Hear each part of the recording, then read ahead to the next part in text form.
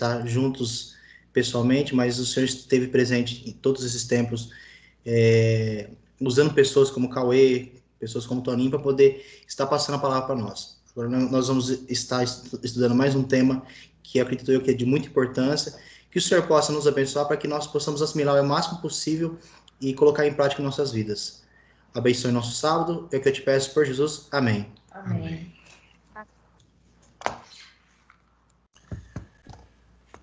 Irmãos, eu vou compartilhar a tela aqui então no computador. Na hora que chegar aí, por favor, me avisem.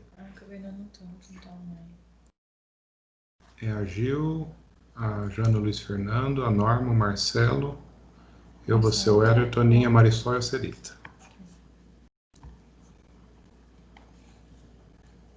Na hora que vocês estiverem vendo minha tela, me avisa, por favor. Apareceu. Apareceu? Então, hoje nós vamos estudar o capítulo 15 e o capítulo 16 de Apocalipse, que fala justamente sobre as 7 últimas pragas que serão derramadas, né? Fazendo uma breve recapitulação, no estudo passado foi estudado o Apocalipse 14, que fala das 3 últimas mensagens, ou chamada também de 3 mensagens angélicas, que deveriam ser pregadas no tempo do fim. São as 3 últimas mensagens de advertência que Deus instruiu para pregarmos no tempo do fim, né? E qual que é a primeira mensagem angélica das 3? Temei a Deus e dai-lhe glória, pois é chegada a hora do juízo. Então vimos que a partir de 1844 iniciou a primeira etapa do juízo, e por isso a importância dessa mensagem ser pregada no tempo do fim. A segunda mensagem, temei a Deus e dai-lhe glória, porque é chegada a hora do juízo, e também adorai aquele que fez os céus, a terra, o mar e a fonte das águas, ou seja, adorai o Criador, né? A segunda mensagem diz que caiu a Babilônia. A Babilônia espiritual, né? Essa mistura religiosa que tem tudo menos a palavra de Deus como base. Tem tradição, tem misticismo, tem doutrinas da cabeça de pessoas, mas não usam a Bíblia como a base das suas doutrinas, ou usam de forma indevida, tendenciando para aquilo que se querem e não para aquilo que a Bíblia mostra. Então, diz que a Babilônia, a confusão religiosa, a Babilônia espiritual, ela vai cair.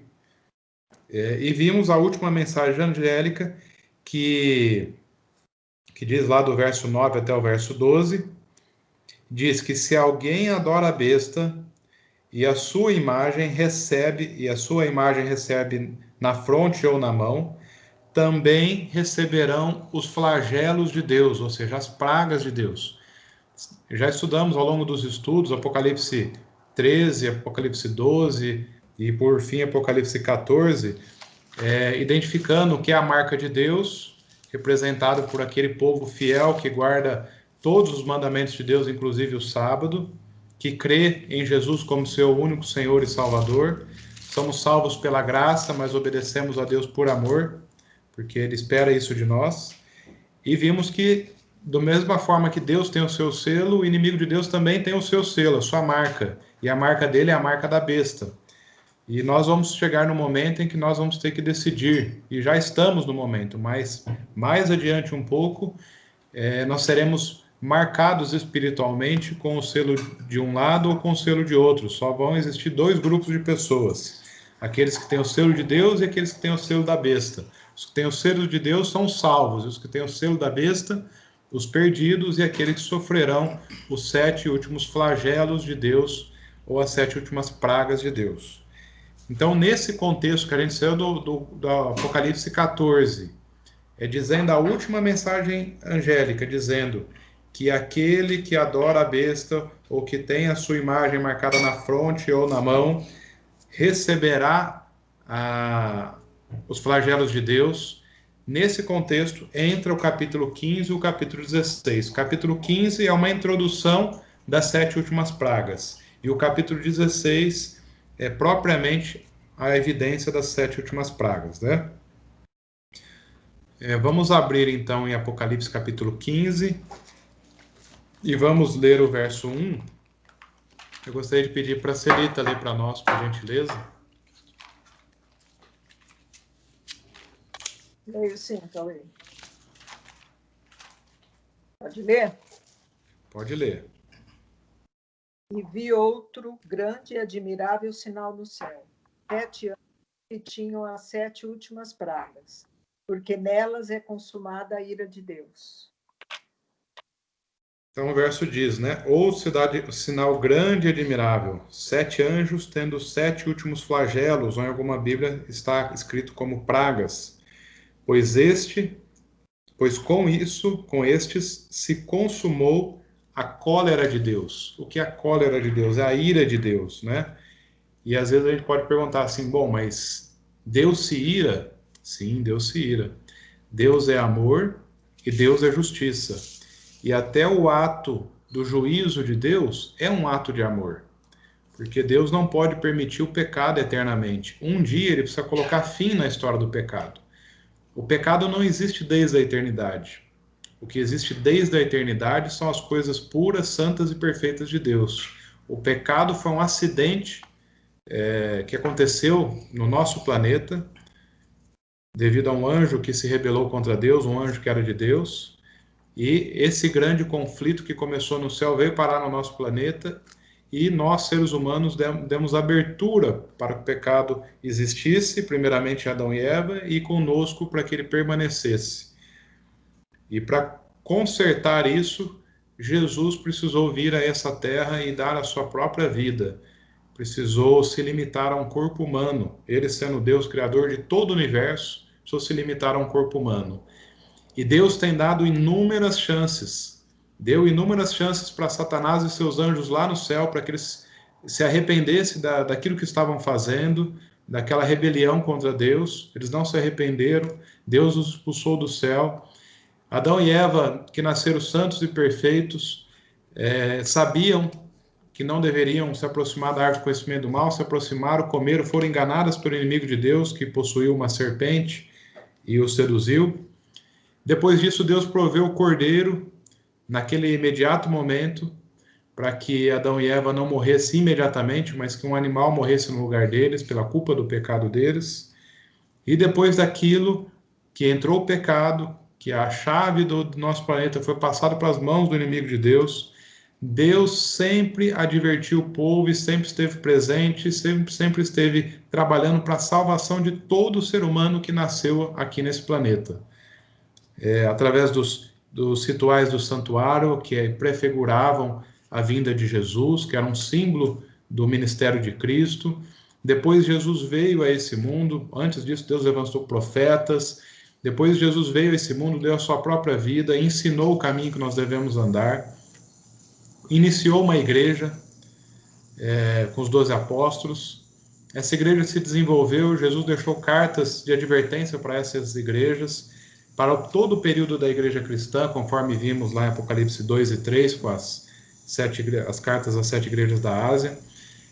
Todos os períodos, todas as profecias bíblicas, Deus está sempre orientando o seu povo a se arrepender. O Espírito Santo, depois que Jesus ascendeu aos céus, trabalha incessantemente nos nossos corações, coração de todos aqueles que habitam na terra.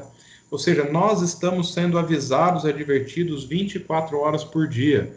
Deus manda os seus anjos para nos proteger e nos guardar, para que Satanás não nos mate. Nós só estamos vivos pela misericórdia de Deus, porque sabemos que existem milhares e milhares, milhões e milhões de anjos maus também aqui nesse mundo, querendo nos matar, e Deus concede os seus anjos para nos proteger, para que dê tempo de nós aceitarmos aquilo que o Espírito Santo está dizendo a nós. Mas um dia, ainda que Deus seja todo perfeito, todo amoroso, e que Ele queira a salvação de todos, Ele precisa estipular um período. E qual é o período que Deus estipulou? Assim que o Evangelho for pregado a todo povo, língua e nação, assim que todas as pessoas souberem o que é o caminho de Deus e qual é o caminho do inimigo de Deus, e tiverem a oportunidade de se decidir, nesse momento, então, chegou o momento de Jesus colocar um fim na história do pecado, colocar um fim na história da intercessão. já que todos já sabem dos dois caminhos e todos tomaram as suas decisões e tiveram a oportunidade de tomar isso com liberdade, então chega a hora de Jesus concluir a sua obra no santuário celestial, julgar todos os casos e vir a esse mundo buscar aqueles que o escolheram.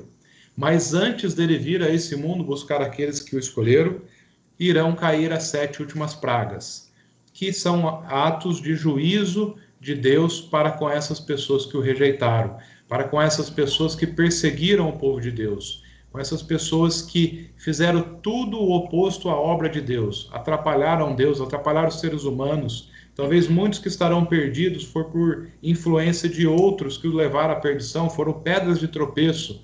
Então Deus derramará os seus flagelos. Aí você pode pensar assim, mas mesmo assim, parece cruel Deus derramar flagelos sobre os ímpios. Mas veja, no capítulo 14 está bem claro, Deus ainda no tempo do fim levantou a terceira mensagem angélica falando assim, olha, você é livre para escolher o caminho que você quer, mas se você escolher o selo da besta, você vai receber os flagelos. Então ninguém está sendo enganado, o mundo inteiro está sendo advertido que quem escolher a marca da besta vai receber os flagelos de Deus. É como você questionar a lei da gravidade. Você sabe que nós somos atraídos para baixo no nosso planeta, a gravidade nos puxa para baixo. Então se a gente pular de um prédio, a gente vai se esborrachar no chão. E não adianta a gente falar assim, a gravidade é muito autoritária, a gravidade é muito terrível, porque eu pulei do prédio e me esborrachei no chão. Não, nós sabemos disso. Então, a partir do momento que nós sabemos e tomamos a nossa decisão, nós somos responsáveis também pelas consequências das nossas escolhas. Então, Deus está alertando, aquele que receber o sinal da besta e a sua imagem, receberá os flagelos de Deus, receberá a ira de Deus, que acontecerá antes da vinda de Jesus. Por outro lado, aqueles que receberem o selo de Deus, herdarão eternamente os novos céus e nova terra. Eternamente habitarão num lugar onde não haverá dor nem sofrimento. Nisso nós vemos o amor de Deus, a paciência de Deus, a misericórdia de Deus, a longanimidade de Deus. Então o fato é, antes de Jesus vir, os flagelos de Deus, a ira de Deus, vai ser executada através das 7 pragas, né? Por favor, amigos, se tiverem dúvida ou quiserem comentar alguma coisa, fiquem à vontade.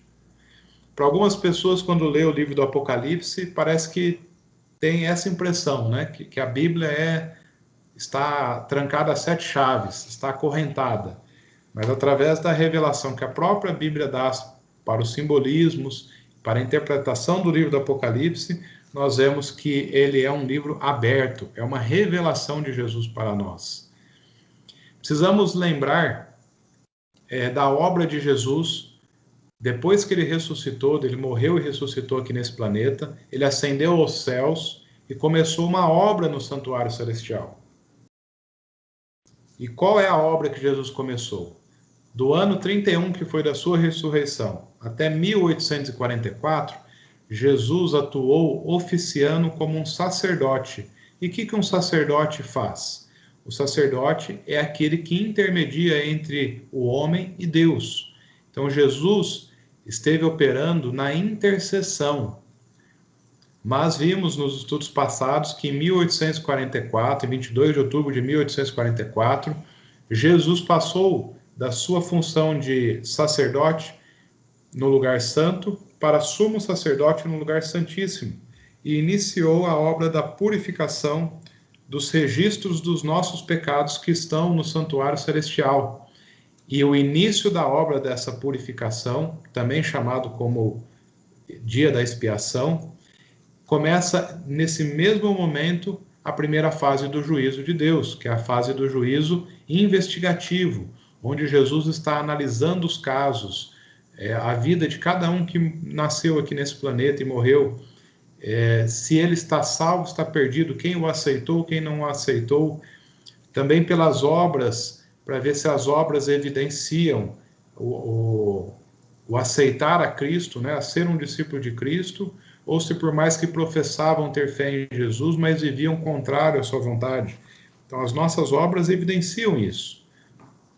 E Jesus, então, hoje, desde 1844 para cá, ele está, além de, ele acumulou funções, na verdade, né? Jesus nunca deixou de ser o nosso intercessor, mas ele também está fazendo a obra da purificação dos nossos pecados que estão registrados no santuário celestial. E é a fase do juízo. Eu quero ler 2 textos aqui. Eu vou pedir para Janaína ler esse primeiro, Apocalipse 15:8, e se o Luiz Fernando puder ler o Daniel, capítulo 12, verso 1, na sequência, eu agradeço. Ok. 15:8. O templo se enche de fumaça por causa da glória e do poder de Deus. Ninguém podia entrar no templo enquanto não estivessem consumadas as 7 pragas dos 7 anjos. Aí qual que vai ler agora? Daniel 12, vou ler aqui na tela. Tá bom, Luiz Fernando. Nesse tempo se levantará Miguel, o grande príncipe, o defensor dos filhos do teu povo, e haverá tempo de angústia, qual nunca houve, desde que houve nação até aquele tempo. Mas naquele tempo será salvo o teu povo, todo aquele que for achado escrito no livro. Amém. Obrigado, Jane e Luiz Fernando. Então, aqui está dizendo em Apocalipse 15, verso 8, que o santuário se encheu de fumaça procedente da glória e do poder de Deus. E diz que ninguém podia entrar no santuário enquanto não se consumisse os 7 flagelos. Bom, se o santuário estava cheio de fumaça e ninguém podia entrar, significa que Jesus encerrou a sua obra de purificação do santuário e se retirou do santuário. Então, quando isso acontece, quando Jesus se retira do santuário, acontece o fenômeno que a gente chama de o fechamento da porta da graça, porque Jesus deixou de atuar como intercessor. E o que é o fechamento da porta da graça? Encerrou o tempo da conversão. Isso está no futuro, graças a Deus, né? Nós ainda temos oportunidade de nos convertermos. E a salvação está disponível para todos aqueles que queiram. Isso está no futuro, isso vai acontecer imediatamente antes de cair a primeira praga, que diz assim, ó, então ninguém poderia entrar no santuário enquanto não se cumprisse os 7 flagelos dos 7 anjos, que são as 7 pragas. Em algumas Bíblias está escrito flagelos, em outras está escrito praga, né?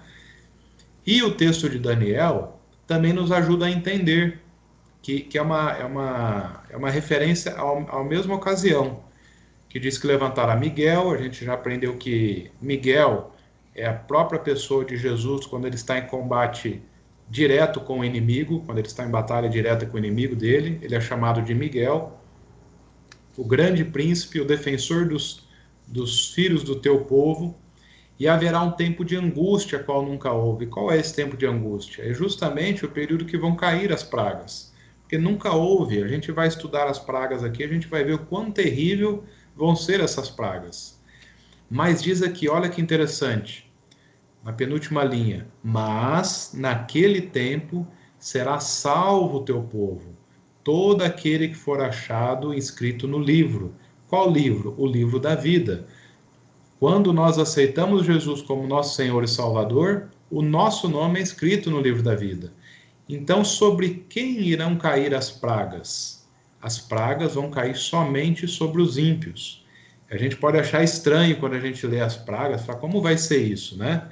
Mas basta a gente lembrar como foi na época lá do Êxodo, quando Deus mandava Moisés anunciar uma praga para o faraó, caso não libertasse o povo, e o faraó endurecia o seu coração e não libertava o povo, e a praga caía. E caía sobre quem? Apenas sobre os egípcios. E a primeira praga que caiu lá foi que as águas se transformaram em sangue. Mas lá na casa dos hebreus, abria a torneira, saía água pura. Lá na casa dos egípcios, abria e saía sangue. É o poder de Deus, não existe nada difícil para Deus. Então houve a morte dos primogênitos. Morreu os primogênitos de toda a última praga do Egito, né? Morreu os primogênitos do faraó, dos animais, dos dos egípcios, mas dos filhos de Deus, dos hebreus, que passaram o sangue nos umbrais da porta, conforme a orientação de Deus, não morreu nenhum primogênito. Então, as pragas de Deus não são para o povo de Deus. As pragas de Deus são para aqueles que durante uma vida inteira rejeitaram a graça, o amor e a misericórdia de Deus e atrapalharam a obra de Deus com essa atitude, né? Então, nós vamos ler as pragas, mas tenha sempre isso na sua mente. Todo aquele que aceitou Jesus como seu Senhor e Salvador e que anda com Cristo, não sofrerão as pragas. Assistirão as pragas caírem, acontecerem, mas não serão prejudicados por elas, né?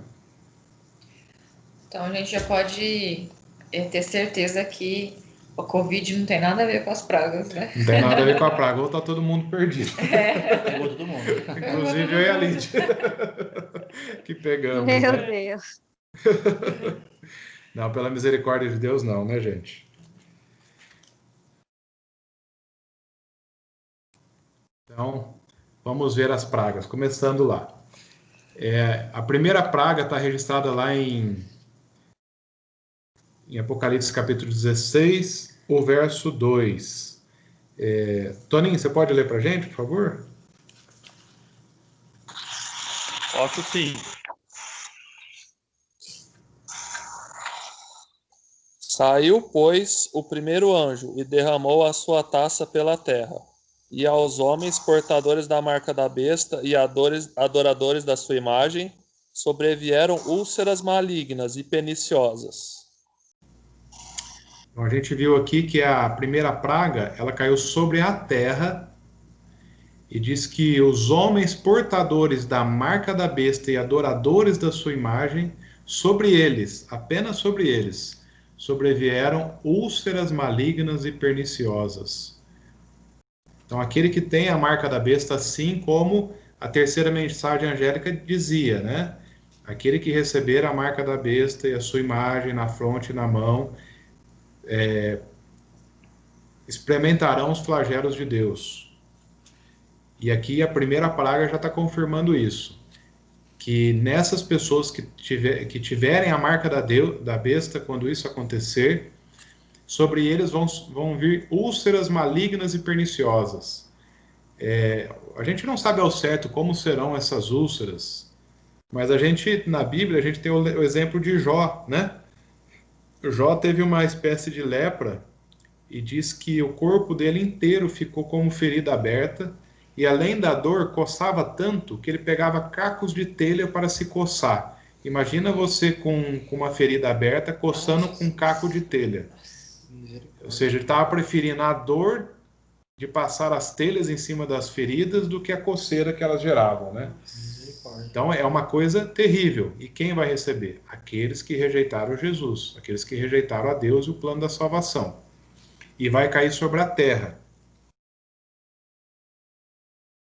Segunda praga. Marisol, você pode ler para nós, por gentileza? Posso. Derramou. 6:3. Ah, tá. Derramou o segundo a sua taça no mar, e esse se tornou em sangue como de morto, e morreu todo ser vivente que havia no mar. Obrigado, Marisol. Veja, a primeira praga foi derramada na terra, a segunda derramada no mar. E diz que o mar se tornou em sangue como de morto. Algumas pessoas defendem que isso é simbólico. Não, não é simbólico. Essa parte é literal. As águas se tornarão de sangue como de morto. E diz que vai morrer todos os animais que moram no mar, né? Todos os seres aquáticos do mar. Tem mais um detalhe aqui. Nós cremos, temos alguns motivos para crer, e eu vou explicar, que essas pragas, elas são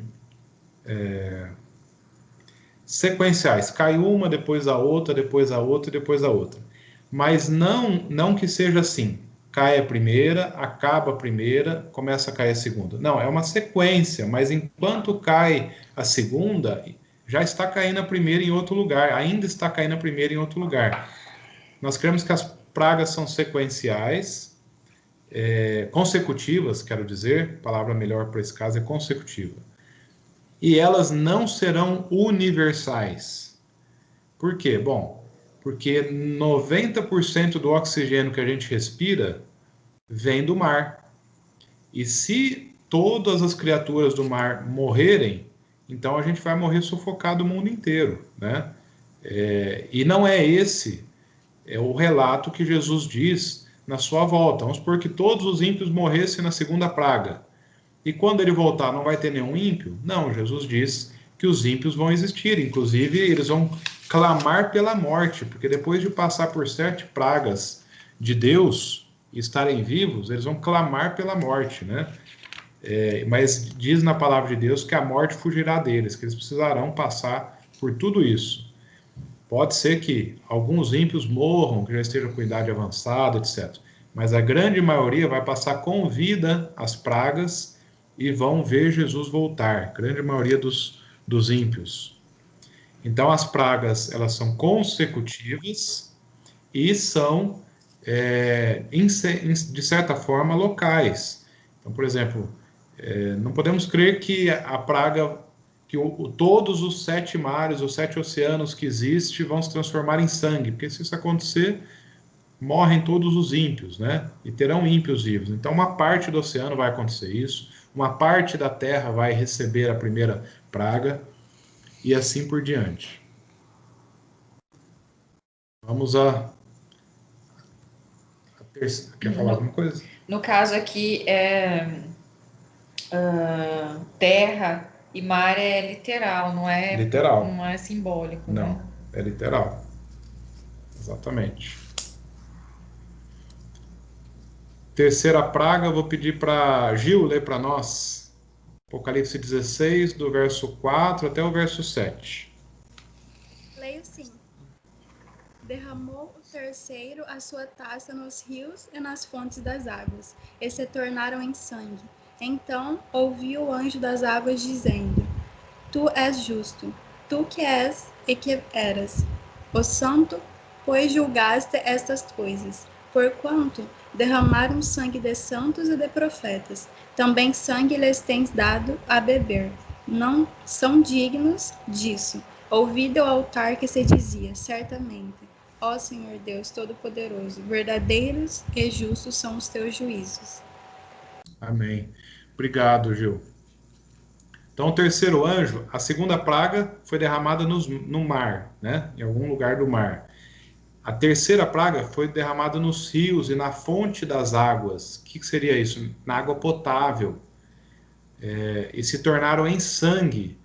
Então, ouviu o anjo das águas dizendo: Tu és justo, porque tu és e que eras o santo, pois julgaste estas coisas, porquanto derramaram sangue de santos e profetas, também sangue lhe tens dado a beber.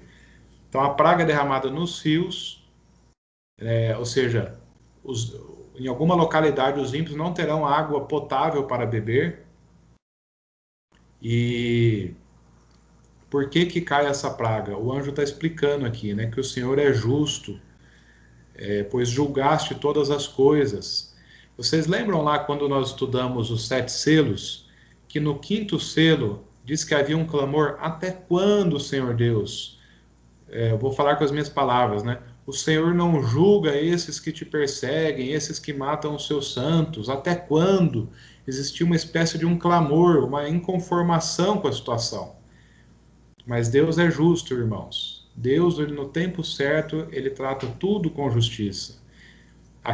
Por que esses aqui vão ter que beber sangue? Porque a gente não aguenta ficar muito tempo sem beber água, alguns dias talvez, mas eles vão chegar a beber sangue, porque eles derramaram sangue de inocente, sangue de santos, de profetas.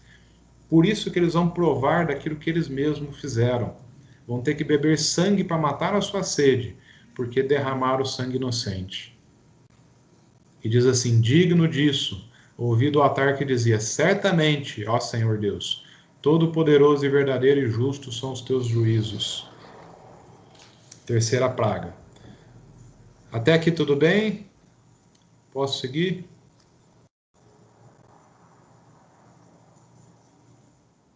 Tudo certo. Eu tenho. Ali de ter uma...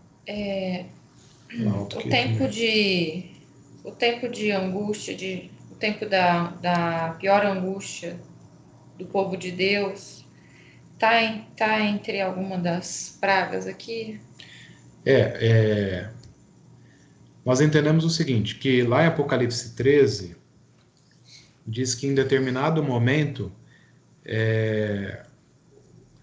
os Estados Unidos da América e o papado vão se unir e vão promulgar um decreto chamado decreto dominical, e aqueles que não aderirem a esse decreto vão ser impedidos de comprar e vender. E depois depois existirá um segundo decreto, né? Mas então, naquele tempo vai ser selado. Os filhos de Deus que guardam o sábado e os demais mandamentos por extensão são selados com o selo de Deus. E aqueles que obedecem à besta, que recebem o selo da besta e que aderem ao decreto dominical e passam a guardar o domingo, então eles vão receber o selo da besta. Poderão comprar e vender normal, né? Mas entre o decreto dominical e a volta de Jesus, entre esse período, vai acontecer o decreto de morte. Então, entre o decreto dominical e a volta de Jesus, vai acontecer o decreto de morte. Por que o decreto de morte vai acontecer? Um pouco depois do decreto dominical, que surgir o decreto dominical, e acontecer aquilo que a gente chama do alto clamor, que é quando todos aqueles que receberam o selo de Deus vão ser entrevistados, vai sair nos jornais, eles vão dar testemunho, vai ser uma grande pregação, vai ser derramado o Espírito Santo sobre esses para pregar o evangelho com muito poder, muito maior do que foi pregado lá em Atos 2, que num só sermão se converteram 3.000 pessoas, vai ser muito maior. É o derramamento da chuva serôdia, é a chuva para colheita, para o amadurecimento dos frutos para a colheita. O que foi derramado lá em Atos 2 era a chuva temporã, ou seja, era a chuva para a germinação da semente.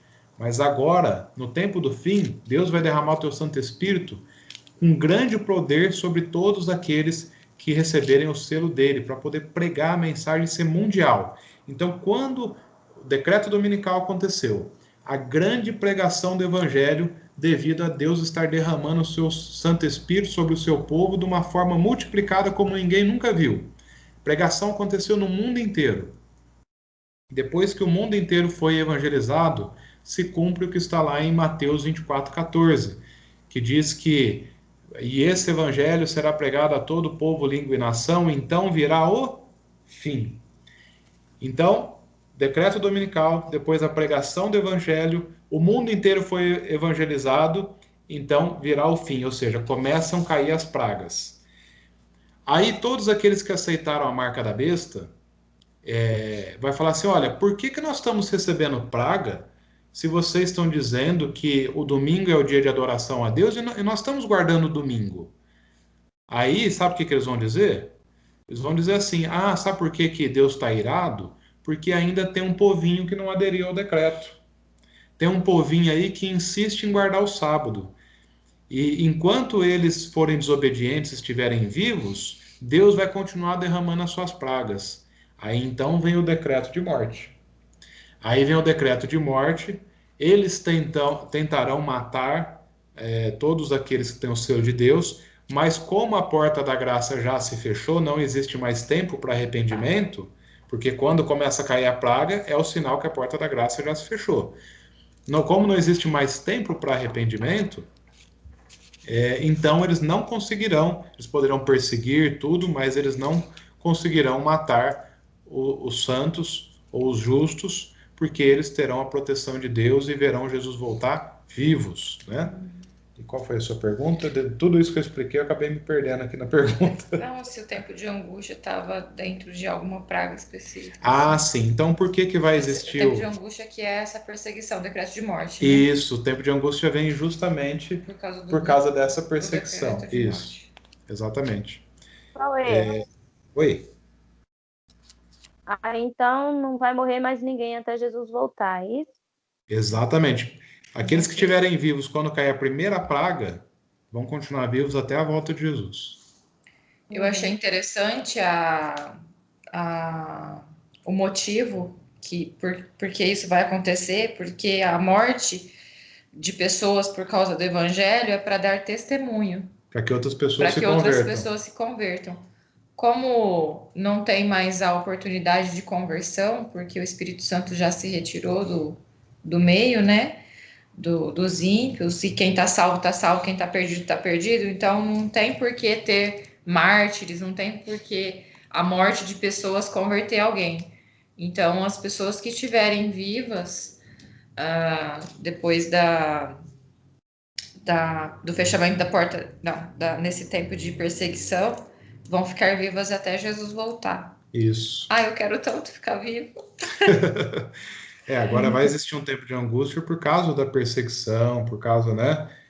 Diz que nós vamos ter que fugir para as montanhas, para os montes, mas que os anjos estarão cuidando de nós, assim como os anjos cuidaram do profeta Elias quando ele fugiu da perseguição, lá na época dele, né? E um corvo levava alimento para ele 2 vezes por dia, tinha um ribeiro de água que ele bebia água pura. Assim, todos aqueles que aceitaram a Cristo, que têm o selo de Deus, vão ser cuidados pelos próprios anjos. Inclusive em questão de comida, porque não podemos comprar nem vender, né? Deus vai suprir todas as nossas necessidades. E isso não é novidade na Bíblia. Se precisar abrir o mar, ele vai abrir. Deus, durante o Êxodo, ele sustentou 2 milhões de pessoas, fazendo descer pão do céu, e depois de uma época Deus ainda trazia cordonizes para eles se alimentarem, porque eles já estavam enjoados do maná, né? Se lembravam do Egito, que eles comiam muita carne e tudo, eles pediram, Moisés falou para Deus, e Deus ainda atendeu o desejo deles ainda. Se intoxicaram com tanta carne. Até que começaram a se intoxicar com tanta carne. Sim. Então, não vai poder escolher. Não vai poder ficar reclamando da comida, não. Vai ter que aceitar o que Deus. Em tudo dai graças. Então, assim, isso não é novidade, né? Deus cuidar dos seus filhos de uma forma sobrenatural. Na Bíblia, isso está recheado de passagens que falam a respeito disso. O próprio Jesus, pisando aqui na terra, com 5 pães e 2 peixes, ele sustentou uma multidão de 5.000 pessoas, mais mulheres e crianças. Ou seja, não existe nada difícil para Deus. Amém. Então, falamos da perseguição cristã, né? Essa é uma foto não muito antiga, que em alguns países estavam ainda crucificando os cristãos. Todos esses que fazem essas atrocidades, eles também vão receber de Deus a recompensa que eles merecem. Vamos então para a 4ª praga. Eu vou pedir para Ana, você pode ler para nós? Verso 8 e 9. Oi, Ana, leio sim. Tô. Obrigado. Tá meio pequenininho só aqui, mas acho que eu consigo. Tá. O 4º anjo derramou a sua taça sobre o sol, e foi-lhe dado queimar os homens com fogo.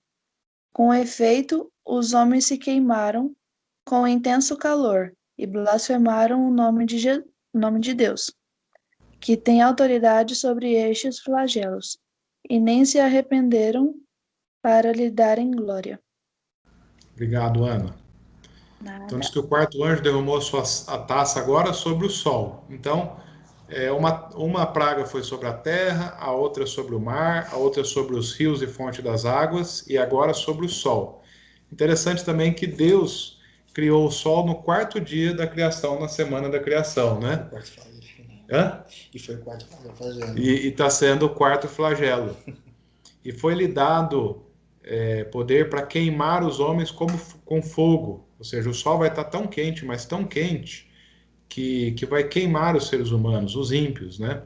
Com efeito, os homens se queimaram com intenso calor e blasfemaram o nome de Deus, que tem autoridade sobre esses flagelos. Mas diz aí, que ainda assim não se arrependeram para lhe darem glória. Por que eles não se arrependeram? Porque quando fecha a porta da graça, um pouco antes de cair as 7 pragas, o Espírito Santo se retira desse mundo, se retira do trabalhar nos ímpios, e ele estará apenas com os salvos. Então, se não tem o Espírito Santo, que é aquele que nos faz conhecer a verdade, a justiça e o juízo, ninguém consegue se arrepender por si só. Todo ato de arrependimento vem porque o Espírito Santo moveu o nosso coração. E se o Espírito Santo já não vai mais trabalhar no coração dos ímpios, porque já se encerrou o período de arrependimento, de conversão, então eles ainda passando por tudo isso, eles vão blasfemar o nome de Deus e não se arrependeram para lhe darem glória. Terrível, né? O pecado, o que o pecado é capaz de fazer na vida de um ser humano. Como o pecado cega os seres humanos. Cauê, Ô, Toninho. é interessante o que você está dizendo sobre o Espírito Santo, porque a gente nota hoje tanto mal nessa terra, né? Tanta coisa ruim, e o Espírito Santo ainda está trabalhando nas pessoas para o arrependimento. Então, Sim. quando Jesus acabar a intercessão no santuário, que se fechar a porta da graça, o Espírito Santo vai ser retirado. E aí, imagina sem o Espírito Santo do que o homem vai ser capaz, né? Meu Deus. Então, do que ele pode aprontar sem o Espírito Santo estar coagindo ele. E aí que entra o decreto de morte sobre os santos, né? Então você vê Sim. que está tudo interligado. Exatamente, Toninho. Como você falou, né? Com o Espírito Santo trabalhando na mente dos ímpios e refreando a maldade, a gente já vê coisas terríveis hoje, né? Pais que matam filhos, que jogam pela janela, filhos que matam pai.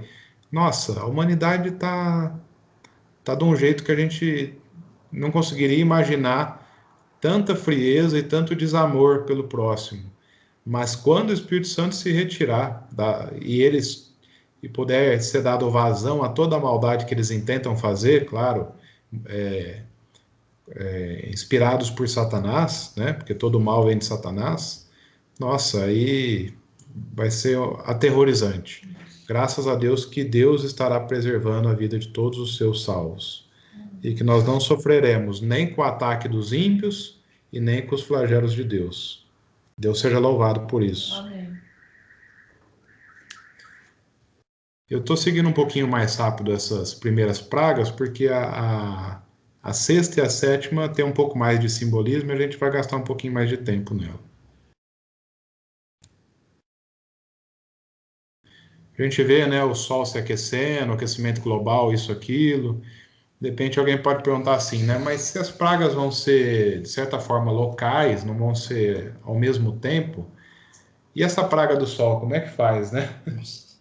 Porque como é que o sol vai esquentar para o ímpio e não vai esquentar para o justo, se o sol pega tudo? Bom, aí a gente novamente se lembra lá do Êxodo, que Deus, ele era como uma nuvem durante o dia que fazia sombra para o seu povo, para proteger do calor do sol, e à noite ele era uma coluna de fogo para aquecer os seus filhos, para protegê-los do frio do deserto.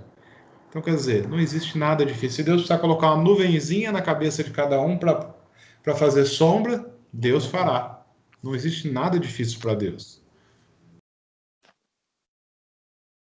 E vem a 5ª praga. Deixa eu ver quem não leu ainda. A Norma, né? Tá, eu leio. 10 e 11. Derramou o quinto a sua taça sobre o trono da besta, cujo reino se tornou em trevas, e os homens remordiam a língua por causa da dor que sentiam, e blasfemaram o Deus do céu por causa das angústias e das úlceras que sofriam, e não se arrependeram de suas obras. Obrigado, Norma. Então, o 5º anjo derramou agora a sua taça bem localizado sobre o trono da besta, cujo reino se tornou em trevas. Diz que os homens remordiam a língua por causa da dor que sentiam e blasfemaram o Deus do céu por causa das angústias e das úlceras que sofriam. Veja, como eu disse, né? A 5ª praga está caindo, mas eles ainda estavam sofrendo as úlceras da primeira praga. Então, mostra que elas serão consecutivas e não necessariamente vai terminar uma praga para começar outra. Vão sendo caindo em sequências.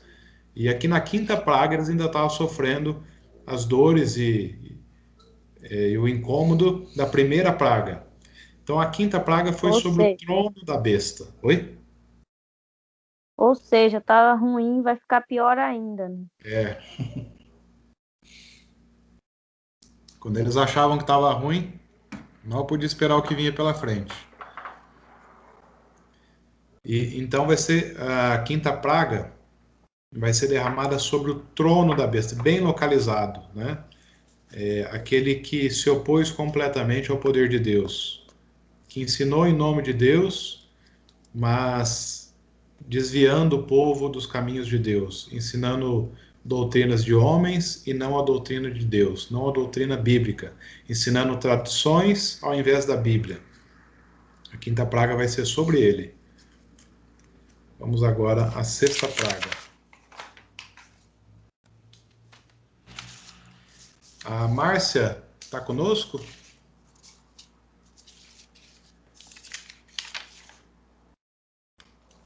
Oi, tô aqui. Tudo bem, Márcia? Tudo bom, graças a Deus. Você lê Apocalipse 12 para nós, por gentileza? 16:12, isso. O sexto derramou a sua tigela sobre o grande rio Eufrates, e a água dele secou, a fim de que se preparasse o caminho para os reis do nascente do sol. Bom, para a gente entender essa praga, né? Derramou o sexto anjo a sua taça sobre o grande rio Eufrates, cujas águas secaram, para que se preparasse o caminho dos seis que vêm do Oriente, os seis que vêm do lado do nascimento do sol. O sol nasce no Oriente, né? Então a gente precisa entender o que aconteceu no passado que nos remonta isso que vai acontecer no futuro. Bom, a gente já falou um pouco sobre a história da Babilônia, né? Babilônia foi uma grandiosa cidade, uma cidade que quando Nabucodonosor, que foi rei da Babilônia, quando ele estruturou e construiu essa cidade, ele construiu para que fosse a capital do mundo. E durante um tempo, Nabucodonosor conseguiu dominar todo o mundo da sua época, conseguiu ser uma grande nação. E na época de Nabucodonosor, inclusive, ele levou cativos os judeus que moravam ali em Judá, em Jerusalém, na região, que moravam ali no Reino do Sul, né, do povo de Deus, e levou cativos todos para a Babilônia. Por que eles foram levados cativos? Porque eles estavam andando em desobediência a Deus, e por mais que Deus levantava profetas para adverti-los, aquele povo que era o povo de Deus não deu bola, e Deus então falou através do profeta Isaías e profeta Jeremias, que por causa da desobediência deles, se eles não se convertessem, eles seriam levados para uma terra estranha, e seriam escravos nessa terra. Pois bem, então chegou o dia determinado e Nabucodonosor levou cativos todos do povo de Judá. Ele era o rei de todo o mundo da sua época. E na Babilônia, tinha um rio. A Babilônia, falando um pouquinho da geografia, né? Ela foi construída na região da Mesopotâmia. E a Mesopotâmia era uma grande porção de terra, muito fértil, que estava entre o rio Eufrates e o rio Tigre. E a própria palavra Mesopotâmia, meso significa meio e potâmia significa rios. Então, Mesopotâmia significa porção de terra entre rios. E Babilônia foi construída lá na Mesopotâmia, onde é a Palestina hoje em dia. E na Babilônia, o rio Tigre cortava a cidade na diagonal. Por isso que era uma cidade muito forte, porque tinha água em abundância, e tendo água você tem alimento, você consegue plantar, você consegue tudo, né? A cidade era autossuficiente. Porém, o povo de Deus que estava cativo lá, havia sido anunciado através do profeta Jeremias, se não me engano, que o povo ficaria cativo 70 anos na Babilônia, mas que depois eles seriam libertos. Isso antes de acontecer o cativeiro. E lá no livro de Isaías, deixa eu só achar o texto aqui. Isaías 45, verso 1, vamos abrir lá. Isaías 45, verso 1. O Marcelo está conosco, Norma? Não, Cauã. Ele está falando com o filho dele agora. Ah, tá. Tudo bem. Deixa eu ver se tem mais alguém aqui que não leu. A Márcia leu, a Norma. A Lide. A Lide vai ler aqui para nós. Isaías 45, verso 1. Aqui Deus vai revelar qual era o nome do rei que libertaria o seu povo do jugo da Babilônia. Isso em torno de 100 anos antes do povo ser levado cativo para lá. Olha que coisa. 100 anos antes de Nabucodonosor invadir Jerusalém e Judá e levar o povo cativo, o profeta Isaías, iluminado por Deus, já havia revelado o nome do rei que faria destruir o reino da Babilônia, tomaria o reino da Babilônia e depois libertaria o povo de Deus. Então a gente vai ler aqui. Assim diz o Senhor ao seu ungido, a Ciro, a quem tomo pela mão direita para abater as nações ante a sua face, e para descingir os lombos dos reis, e para abrir diante dele as portas que não se fecharão. Então aqui Deus falou, Ciro, que não era um temente a Deus, nem conhecia o Deus criador dos céus e da terra. Ele era um pagão, mas Deus falou assim, Ciro vai ser o meu ungido. Ou seja, Deus usa até aqueles que não conhecem. Quando Deus quer usar alguém, ele usa até aquele que não conhece. E falou assim, e essa pessoa que eu vou usar se chama Ciro. Ciro não tinha nem nascido, não estava nem no pensamento dos pais deles em ter filho ainda. E Deus fala, pois Ciro vai ser aquele que eu vou tomar pela mão. Pois bem, aconteceu que Ciro virou rei da Pérsia, se eu não me engano. Não lembro se é da Média ou da Pérsia. Porque eram dois reinos que se juntaram. Dario era o rei de um lado e Ciro do outro. Eles se juntaram e então foram invadir Jerusalém. Mas Jerusalém não, foram invadir Babilônia.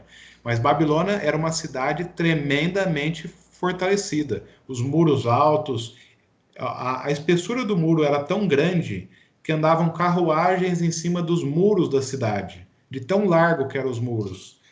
E a cidade era autossuficiente, então eles poderiam cercar a cidade por quanto tempo eles quisessem. A cidade tinha plantações dentro, eles sobreviviam daquilo que a cidade produzia, né?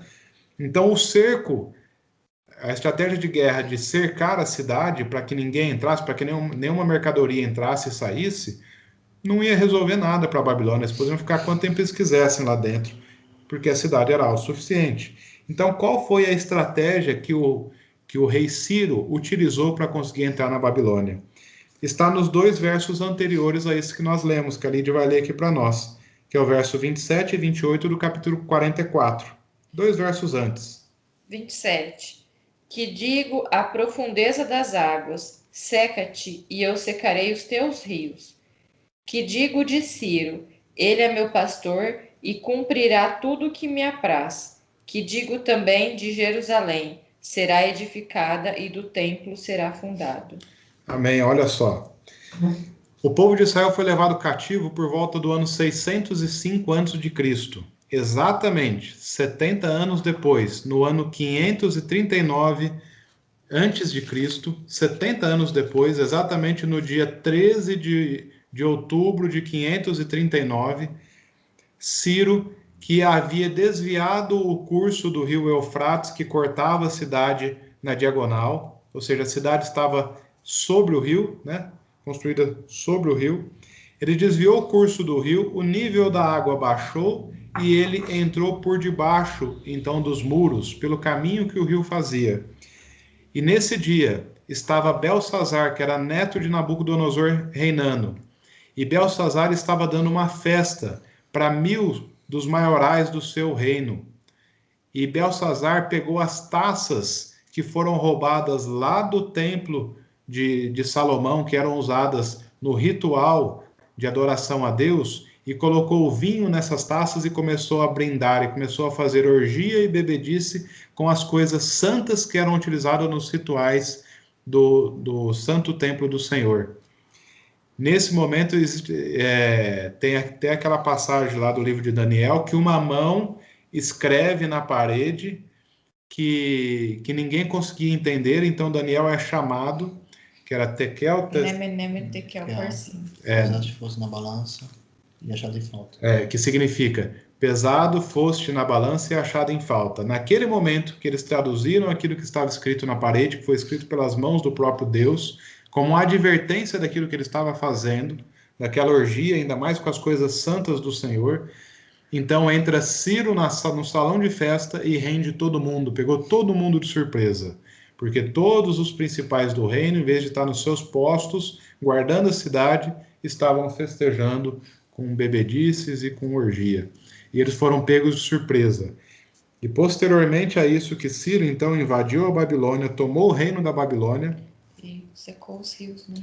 Eu falei antes que ele desviou o curso do rio, ele entrou por debaixo dos muros, né?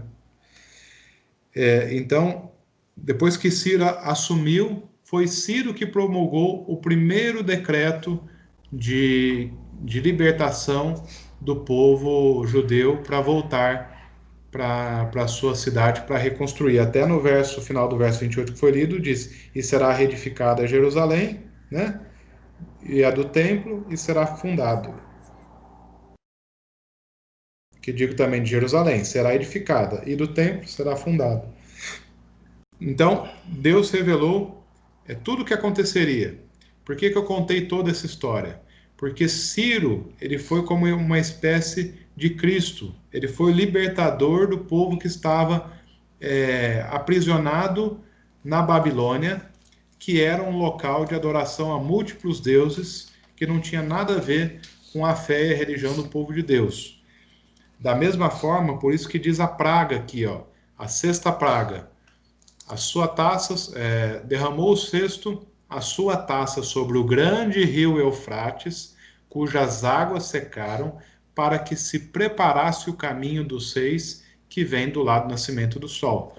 Então, aqui, o que significa espiritualmente dizer que esse anjo cercou as águas do rio Eufrates?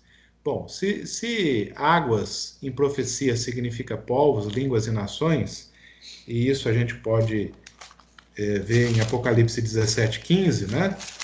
Eu vou ler aqui rapidamente Apocalipse 17:15, na página seguinte.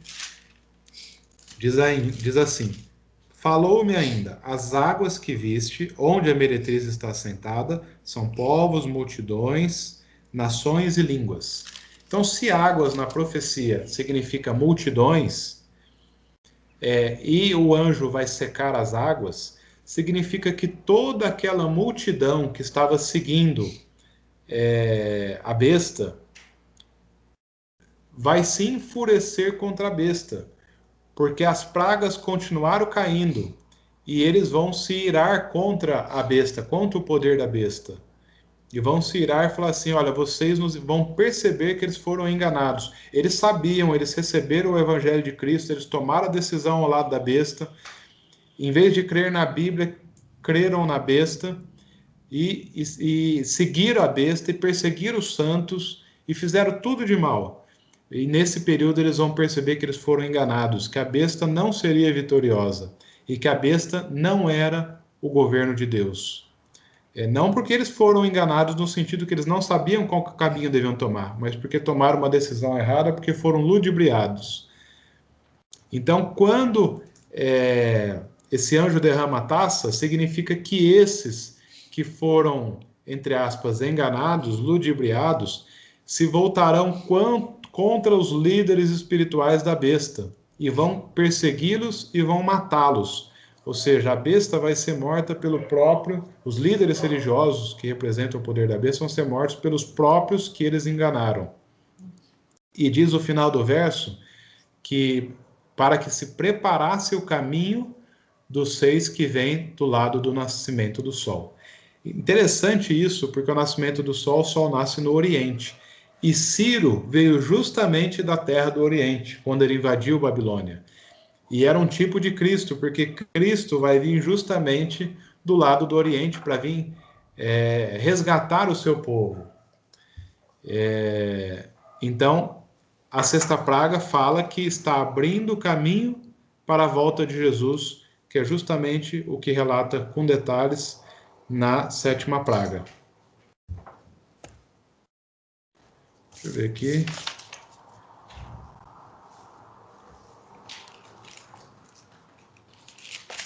Éder, só você que não leu ainda. Bora. Então o Éder vai ler aqui pra gente. Tem mais uma continuação aqui.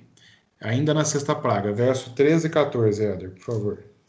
Então, vi sair da boca do dragão, da boca da besta e da boca do falso profeta 3 espíritos imundos, semelhantes a rãs, porque eles são espíritos de demônios, operadores de sinais, e se dirigem aos reis do mundo inteiro com o fim de ajuntá-los para a peleja do grande dia do Deus Todo-Poderoso. Pois bem, então diz aqui, né? Então vi sair da boca do dragão, da boca da besta e do falso profeta 3 espíritos imundos, semelhantes a rãs. Quem que é o dragão registrado no livro do Apocalipse? Apocalipse 12 fala quem que é o dragão, né? É Satanás, a antiga serpente Satanás, né? Quem que é a besta religiosa? Igreja Católica. Nós vimos lá no Apocalipse 13, do verso 1 ao verso 11, por todas as características que estão ali, que significa o papado, né? Roma imperial e Roma papal, mas no tempo do fim já não existe mais Roma imperial. Hoje Roma não é uma grande potência, mas a Roma espiritual sim, que é a Roma papal. É uma grande potência. Então vai se juntar o próprio Satanás, que a sua religião é o espiritismo. Por que Satanás é o espiritismo a religião dele? Pois ele fez a primeira sessão espírita que aconteceu nesse mundo. Quando lá no capítulo 2 de Gênesis, ele fez a primeira encarnação. Ele encarnou numa serpente e usou a serpente para enganar Eva e a Eva pecar. Ali foi a primeira sessão espírita, né?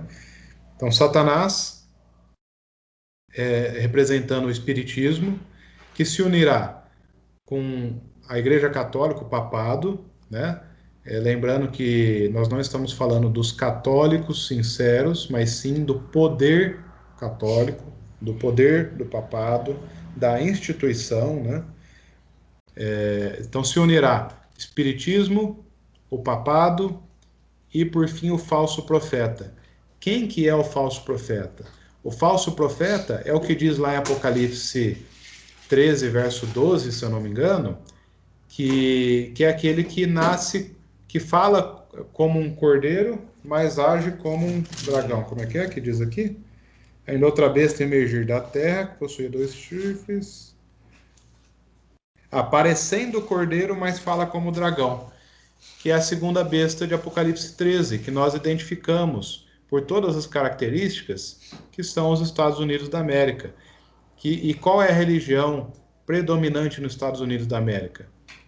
Bom, a religião predominante é o protestantismo. Mas qual protestantismo que se unirá ao catolicismo e ao espiritismo justamente para guerrear contra o Deus Todo-Poderoso? É o protestantismo apostatado, ou seja, o protestante que não segue a Bíblia, o protestante que segue a besta, o protestante que guarda o dia da besta, o protestante que crê na imortalidade da alma, assim como os espíritos e assim como o catolicismo. Eles já têm doutrinas que ligam um ao outro, e nesse momento eles se unirão justamente para o fim, para juntá-los para a última batalha, que a gente vai ler aqui, o próximo verso. Parece estranho, né? Falar que espiritismo, catolicismo e protestantismo apostatado vai se unir, mas eles já têm doutrinas que se unem. Tanto o espiritismo como o protestantismo, eles adoram o dia que o catolicismo determinou, que que é o dia da tradição, não o dia bíblico. Tanto o espiritismo como o protestantismo crê na imortalidade da alma, que o corpo morre, mas a alma não morre. Isso veio do espiritismo. O catolicismo aceitou e também o protestantismo aceitou. São esses que não estão seguindo a Bíblia, porque a Bíblia é muito clara em dizer que quando a gente morre, lá em Eclesiastes 9, se eu não me engano, diz que já nenhuma obra fazemos. Jesus compara a morte como um sono. Você consegue fazer alguma coisa enquanto dorme? Só sonhar, né? Compara a morte como sonho. A gente não percebe o tempo passar quando está dormindo. Da mesma morte, quando morremos, nem o tempo, nem a sensação de tempo nós não temos mais. Então, essas doutrinas já unem esses sistemas religiosos. Cauê, Ô, Toninho. quando lá na Idade Média... Toninho, não tô te ouvindo. E agora? Agora sim, fala de novo. Eu ia falar que quando lá na Idade Média teve a perseguição de Roma papal, da Igreja Católica, né? Eles inventaram a doutrina do purgatório, Sim. que é quando você morre, a sua alma vai para um lugar intermediário entre a terra e o céu, pagar pelos pecados que você teve na terra. E aí você se purificaria para ir para o céu. Isso é, querendo ou não, uma doutrina da imortalidade da alma. Com Que certeza. não diz que nós morremos, diz que quando a gente morre nesse corpo, a alma vai para o purgatório e depois vai para o céu. Isso, querendo ou não, é uma doutrina da imortalidade da alma. Então, querendo ou não, eles já estão ligados com o espiritismo. Sim. A gente entende na Bíblia que a gente vai para o céu com esse corpo que a gente tem inteiro. A gente não vai uma alma, um espírito para o céu. Quando Jesus voltar, ele vai glorificar esse corpo que a gente tem hoje. E a gente vai para o céu com esse corpo. Não vai só a alma, ou só um espírito, alguma coisa assim. Assim como quando Jesus ressuscitou, né, Toninho? Que ele foi com o corpo humano, glorificado, mas em corpo. Tanto que quando ele ressuscitou, ele andou 40 dias ainda pela cidade ali e Tomé, né, que falou, né, só acredito vendo, né, pôde tocar na mão de Jesus e percebeu o buraco que existia dos cravos.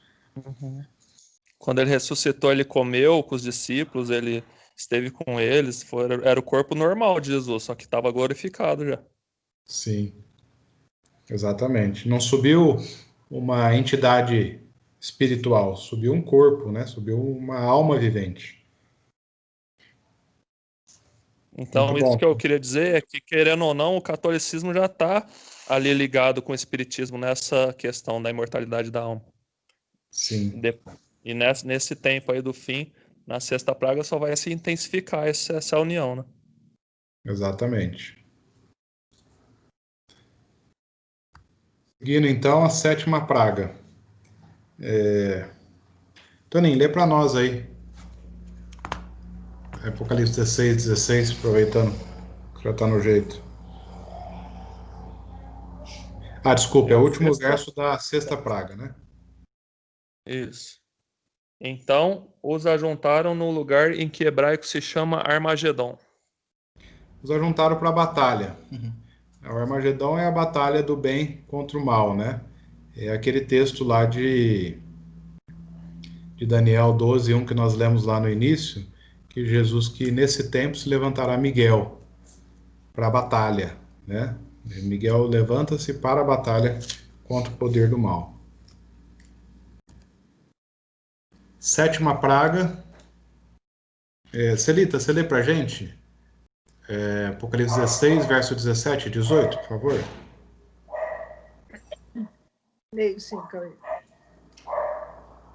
O sétimo anjo derramou a sua taça no ar e saiu grande voz do templo do céu, do trono, dizendo: está feito. E houve vozes e trovões e relâmpagos, e um grande terremoto como nunca tinha havido desde que há homens sobre a terra. Tal foi este tão grande terremoto.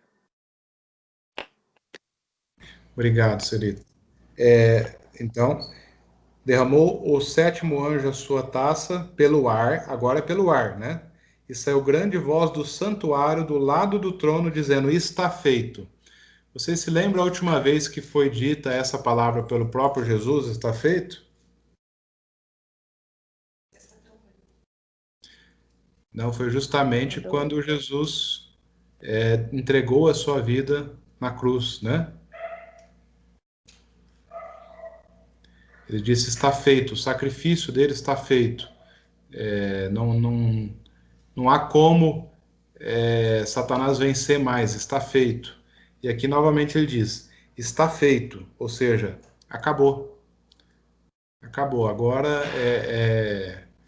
acabou o ciclo desses séculos que houve pecado na existência da grande obra criadora de Deus, de todo o universo. Acabou, está feito, está consumido, está concluído toda a obra da salvação.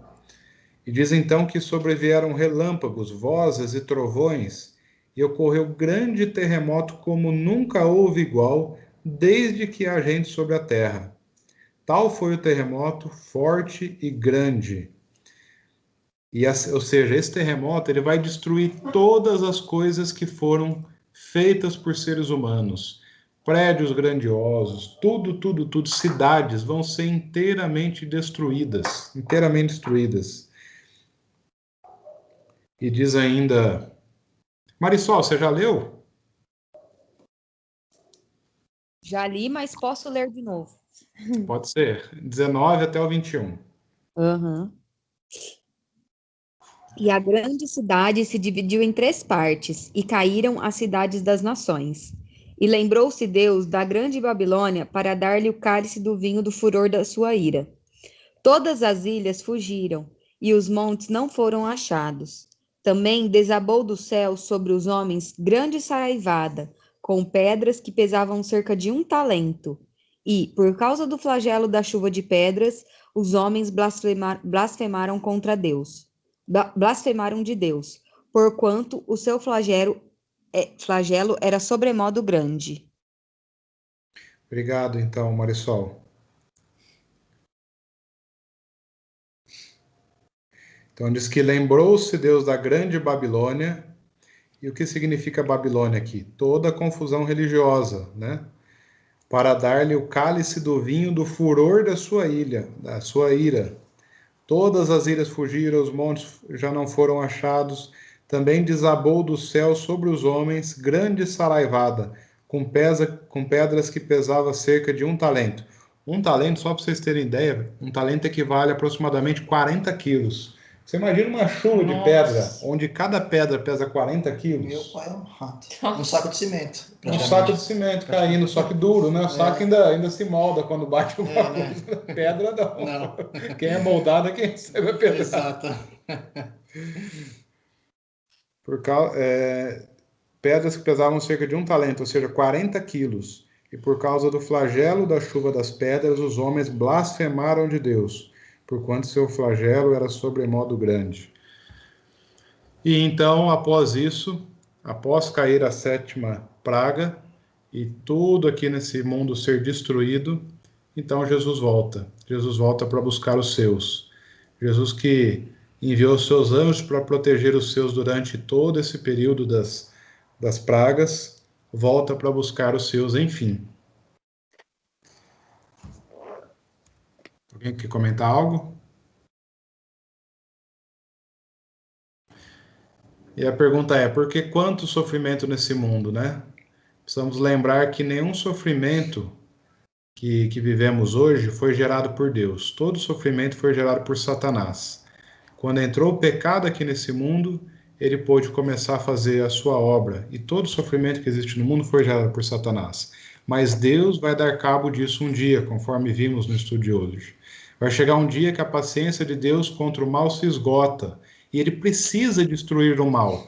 Porque se ele não destruir o mal, aqueles que o aceitaram, aqueles que têm Jesus como seu Senhor e Salvador, nunca vão conseguir viver plenamente, como é a promessa de Deus. Como é que nós viveremos felizes com a existência do mal? Então Deus precisa um dia acabar definitivamente com o mal. Jesus começou o seu ministério na terra e tudo que ele fez aqui foi dar a vida por nós. Jesus não reteve nada de si para a nossa salvação.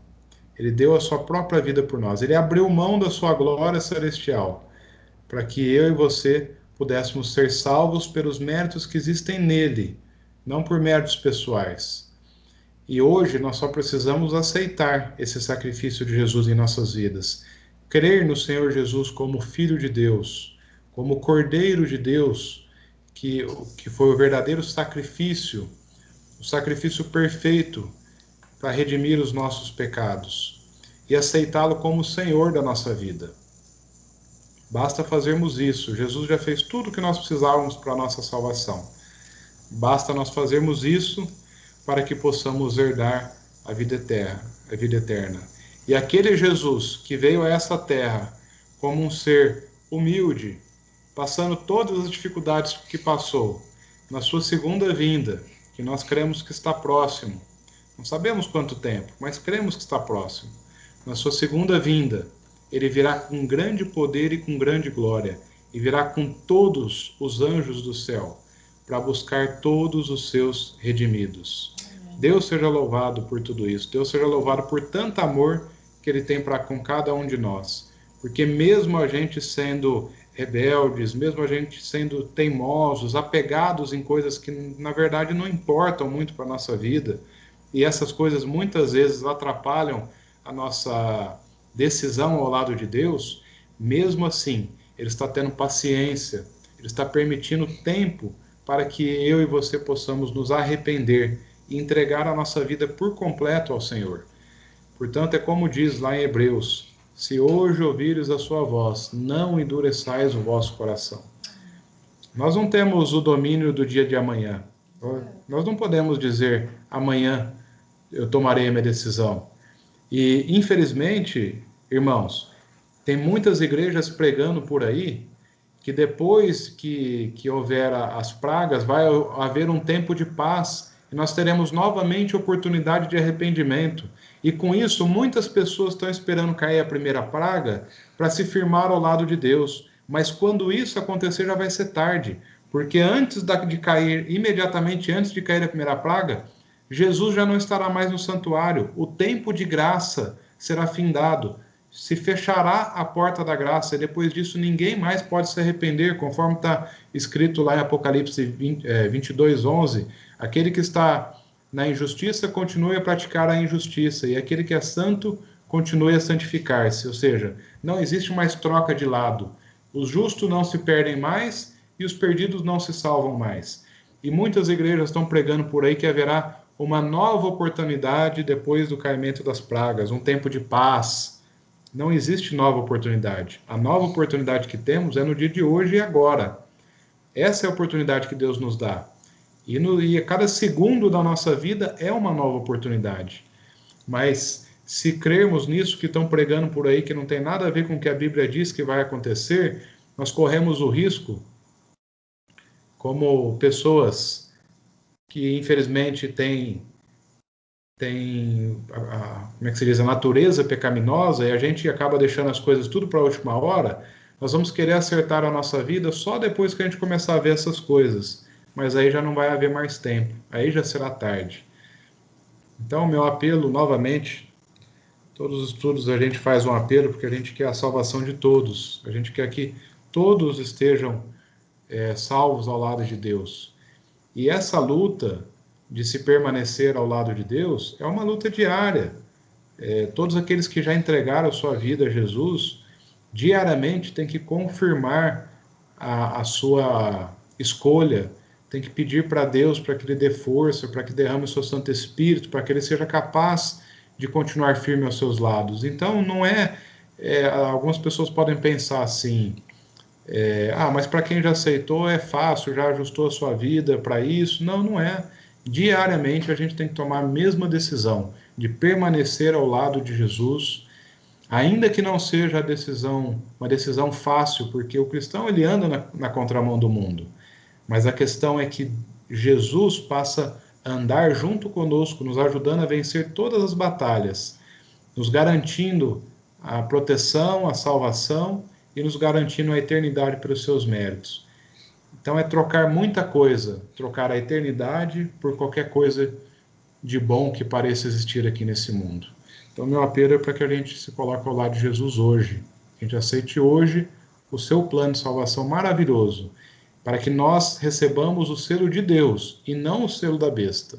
Se recebermos o selo da besta, acabamos de estudar os flagelos terríveis que receberemos.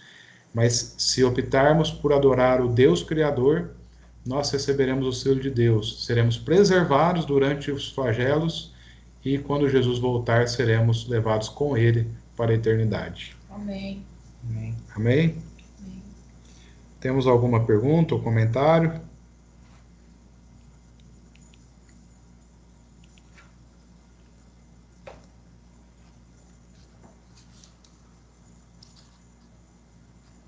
Tudo ok? Vocês estão me ouvindo? Sim. Não, Cauê, nenhum comentário. Mas realmente, igual você falou no começo, né? As pragas, elas não são para a gente temer.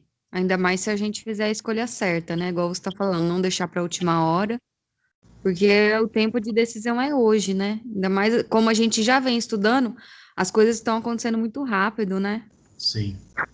Muito rapidamente, todos esses eventos. E que a gente não seja, né, de pouca fé e tenha que esperar para ver isso tudo acontecer. Porque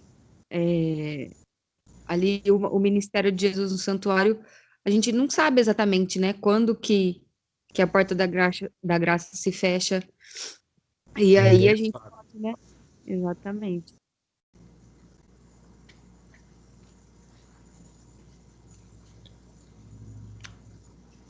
Você parece que quer continuar falando, Mari?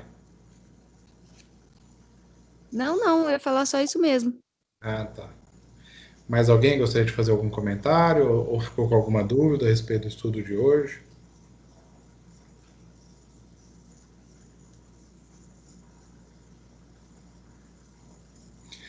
Então, no próximo estudo, nós vamos estudar sobre a queda da grande meretriz, né? O capítulo 17 será estudado, o Toninho que vai passar.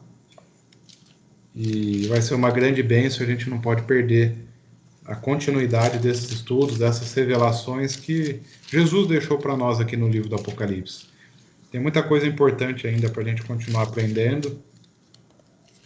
E estamos caminhando para os últimos estudos dessa série, já começo a ficar com saudade dessa série. É verdade. Então, quero convidar a todos para nós curvarmos as nossas frontes, porque agora nós vamos fazer uma oração final, encerrando o estudo. Senhor Deus de amor, nós te agradecemos por esses momentos que estivemos aqui reunidos, estudando a tua palavra, por essa oportunidade que temos, Senhor Deus, via a tecnologia, a internet que o Senhor proveu para nós e segurou as conexões para que esse estudo pudesse ser feito. Te agradecemos pelas tuas sagradas escrituras, Senhor Deus. Te agradecemos pelas revelações do livro de Apocalipse, que abre os nossos olhos para que nós tomemos a decisão correta em nossa vida, aceitar Jesus como nosso Senhor e Salvador, nos prepararmos para tudo aquilo que está à nossa frente, conhecendo como as coisas acontecerão, nós teremos a nossa fé fortalecida e não seremos pegos de surpresa, Senhor Deus. Te agradecemos, Pai amado, pelo teu Santo Espírito que está atuando na vida de todos nós, Amém. Das nossas famílias, atuando incessantemente, fazendo despertar em nosso coração o desejo de conhecer os teus planos, de tomar uma decisão ao lado do Senhor. Amém. E nós só podemos fazer reuniões desse tipo porque o teu Santo Espírito tocou no coração de cada um que está assistindo esse estudo nesse momento. Amém. Tanto os que estão online como os que vão assistir esse estudo gravado. É só pela ação do teu Santo Espírito que nós, seres humanos pecadores, que temos uma natureza pecadora, só pela ação do teu Santo Espírito é que podemos nos interessar por conhecer a tua palavra. Então, que o seu nome seja louvado, porque o Senhor não esquece de nenhum de nós, Pai. O Senhor tem trabalhado em nossos corações. E peço uma bênção especial para todos que estão aqui, as suas famílias, também aqueles que não puderam entrar no dia de hoje, aqueles que estão assistindo gravado. Uma bênção especial para a vida de todos, Pai. Que o Senhor perdoe os nossos pecados, as nossas falhas, transforme a nossa vida a cada dia. E aquilo que nós não conseguimos vencer por nós mesmos, pedimos que o Senhor vença por nós, Pai. Em nome de Jesus que pedimos e agradecemos, gratos por tudo que o Senhor já fez e ainda vai fazer em nossa vida. Amém. Amém. Amém. A Lide se lembrou da gente orar aqui por duas pessoas, então ela vai fazer aqui uma oração. A gente tem alguns outros pedidos no grupo, não temos? Além da Marta e Isabela. Tinha o da Beatriz, mas ela já saiu do hospital. Teve alta hoje. A mãe das criancinhas, a professora. Ela teve alta hoje, graças a Deus. Graças a Deus. Então, vamos fazer mais uma oração por elas? Vamos. Senhor, nosso Deus, Pai de amor, mais uma vez na Tua presença, nos colocamos humildemente